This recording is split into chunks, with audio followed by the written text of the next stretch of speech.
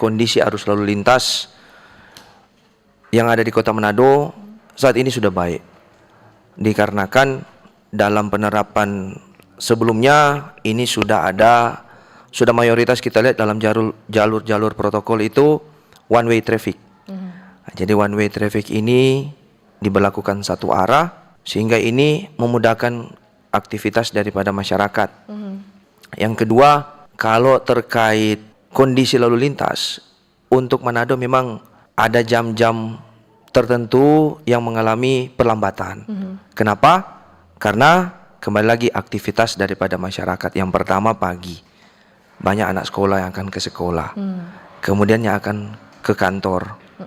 Begitu juga nanti di saat siang hari, di saat bubaran pulang sekolah, pegawai-pegawai kantor untuk istirahat makan siang, kemudian sore hari, di mana bubaran kantoran, kemudian aktivitas daripada masyarakat.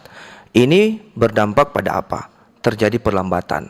Perlambatan sehingga banyak mungkin masyarakat yang menyampaikan mungkin ada beberapa titik yang mengalami kemacetan, mengalami kepadatan atau perlambatan daripada arus lalu lintas. Jadi memang untuk titik-titik yang ini kami survei setiap hari, setiap saat kami mobile sama-sama dengan tim juga atau dari anggota Satlantas, kami patroli untuk belanja masalah. Belanja masalah dalam arti apa? Kami lihat di mana saja yang lokasi-lokasi trouble spot atau lokasi-lokasi yang rawan terjadi kemacetan. Selain lokasi trouble spot, kami juga survei, kemudian mengambil data terkait lokasi-lokasi black spot atau lokasi-lokasi yang sering terjadi kecelakaan lalu lintas. Nah, jadi untuk yang trouble spot ini atau lokasi-lokasi rawan macet ini, yang pertama dari seputaran Zero Point sampai dengan Simpang 3 Korengkeng atau sebelum gereja GPDI pusat. Nah, itu yang pertama. Yang kedua, sering terjadi crossing di Sario atau sebelumnya di Ahmad Yani, ya, Jalan Ahmad Yani. Kemudian biasa mungkin sepanjang Boulevard, yaitu yang sering kita lihat banyak yang ngetem di situ, khususnya di depan pusat perbelanjaan. Dengan adanya kanalisasi jalur biru ini, kita menilai banyak kemajuan yang dibuat oleh Pak Kasat Lantas kita, Pak Edward Kilapung ini. Jadi kenapa kami memilih kanalisasi jalur biru ini? Jadi otomatis ini bukan serta-merta kami langsung menerapkan, tidak. Ini semua mengacu daripada hasil survei, hasil analisa, hasil evaluasi dan dengan beberapa stakeholder. Nah, di sini dibuat kanalisasi jalur biru dikarenakan mungkin kita bisa melihat semerautnya daripada, mohon maaf, daripada angkutan kota. Karena angkutan kota ini mereka tidak pandang kendaraan yang lain. Jadi yang seperti kita ketahui, angkutan kota ini mereka ini mencari penumpang.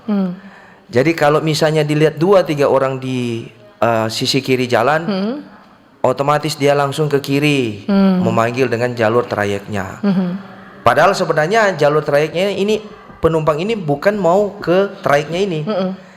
Kemudian dilihat lagi sebelah kanan, ada 2-3 orang langsung lagi ke kanan. Jadi otomatis inilah yang menyebabkan terjadi perlambatan atau tidak lancar atau terjadinya kemacetan. Terkait tentang kanalisasi ini, kami meminta kepada masyarakat Kota Manado untuk mencari informasi selengkap-lengkapnya, bisa mengakses media sosial kami, baik Polresta Manado dan Satlantas Polresta Manado. Di situ kami laksanakan mengunggah informasi terkait kegiatan-kegiatan yang telah kami lakukan, baru informasi-informasi pengalihan jalur rekayasa lalu lintas dan lain-lain dapat diakses langsung di medsos kami. Silakan.